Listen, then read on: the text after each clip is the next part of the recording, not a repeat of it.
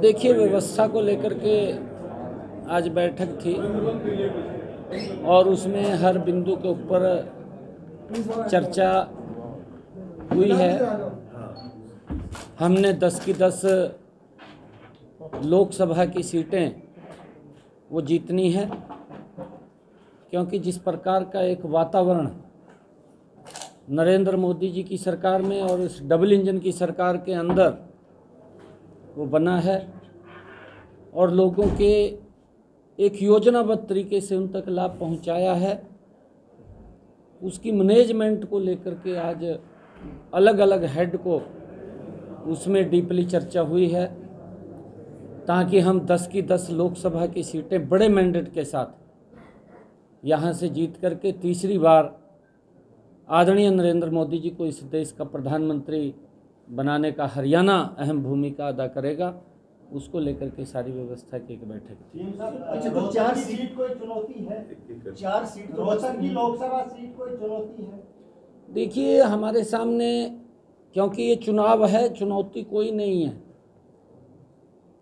कांग्रेस का जो भ्रष्टाचार है, कांग्रेस का जो कार्यकाल रहा है, अगर मैं एक छोटी बात करूं, क्योंकि लोग भूलते नहीं हैं बातों को, कांग्रेस के समय के अंदर एक गैस का सिलेंडर लेने के लिए 3 दिन लाइन में लगना पड़ता था।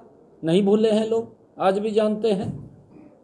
परंतु उसके अंदर जो सुविधा दी है वो नरेंद्र मोदी जी ने दी, और नरेंद्र मोदी जी ने वो लाइन तो ख़त्म की, परंतु उस माता बहन के घर के अंदर भी गैस का कनेक्शन सिलेंडर पहुंचाया, जिसके घर के अंदर 75 वर्षों में कांग्रेस ने नहीं दिया था, वहाँ भी नरेंद्र मोदी ने दिया है।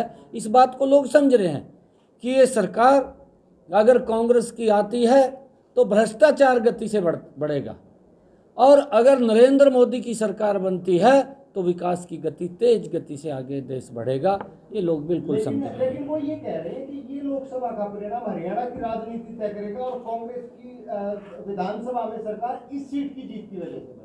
ये पिछले बार भी बोल रहे थे, जब बापू बेटा खड़े हुए थे, आपको मालूम है, शायद आपके पास उनकी कोई बाइट होगी, भाई ये चुनाव तय करेगा अगला विधानसभा का, बोला था उन्होंने पिछली बार भी। बोलते हैं परंतु लोग निर्णय करते हैं। अच्छा, 4 जो सीटें हैं उनके बारे में कब तक निर्णय हो जाएगा? 4 जल्दी हो जाएगा, जल्दी हो जाएगा। सर, आप सीएम बने हैं, क्या आपका विजन है प्रदेश को लेकर? देखिए, विजन जो नरेंद्र मोदी जी की नीतियाँ हैं, और मनोहर लाल जी ने बड़ा ज़बरदस्त काम गुड गवर्नेंस के अंदर हरियाणा के अंदर किया है। हमारी प्राथमिकता है उन कामों को मजबूती से आगे बढ़ाना।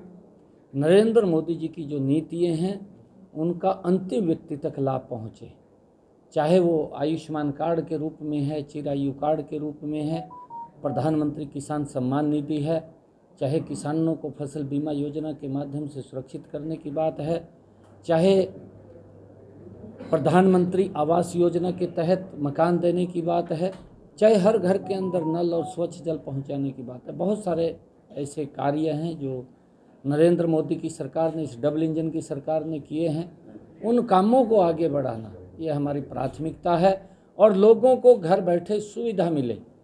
आज मुझे इस बात की खुशी है कि अगर व्यक्ति की उम्र 60 वर्ष हो जाती है तो घर बैठे ही उसकी पेंशन लग करके घर में आ जाती है। नहीं तो वो 6-6 महीने तो कांग्रेस के समय में, ये कांग्रेस की सरकार थी, चक्कर काटता रहता था कि मेरी पेंशन बनेगी, और फिर सेवा करनी पड़ती थी। आज न सेवा की ज़रूरत है, न चक्कर काटने की ज़रूरत है, आज घर में उसके पेंशन बन करके आ जाती है। आज इस प्रकार का लोग चाहते हैं कि इस प्रकार का शासन हो।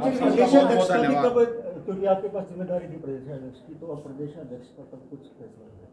देखिए, ये भी हमारा केंद्रीय नेतृत्व है, वो तय करेगा, और उनके ध्यान में है सारा विषय। सर, अनिल विज नाराज क्यों चल रहे हैं? कोई नाराज नहीं है। अनिल विज साहब हमारे नेता हैं, वरिष्ठ नेता हैं, उनका मार्गदर्शन मिलता है, आगे भी मार्गदर्शन मिलेगा। मैं स्वयं भी आदरणीय अनिल विज जी के पास जाऊंगा। हमारे बड़े नेता हैं।